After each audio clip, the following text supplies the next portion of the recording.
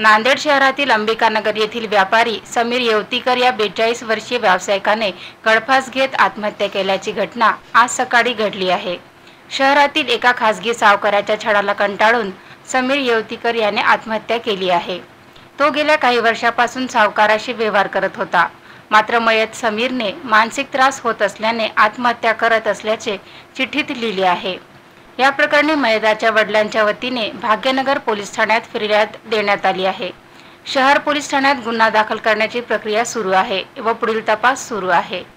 हा एक unfortunate incident आहे ज्यामध्ये की एक सुसाइड रिपोर्टेड झालेला आहे। एक समीर सुधाकर येवतीकर असा नामचे अंबिकानगर नांदेड हा नाव आणि डिटेल्स आहे। जे प्राइमा फेसाई असा वाटतो की पैसेचा लेनदेन होता।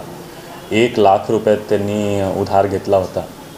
त्याचे जे मित्र होता दीपक पाटील म्हणून त्याच्याकडून ते 1 लाख रुपये उधार घेतला होता आणि हा 3-4 वर्षापूर्वीचे खूप जुने उधार होता। त्यांचे ब्याज वगैरे किंवा जे काही त्यांची व्यवहार होता ते चालू होता, पण ते रिसेंटली काही मेंटल हरासमेंट आणि जास्त डिमांड असा त्यांनी उल्लेख केलेला आहे। सुसाईड नोट एक सुद्धा सापडलेला आहे आणि जे त्यामध्ये पुढील चौकशी हा आता चालू होणार।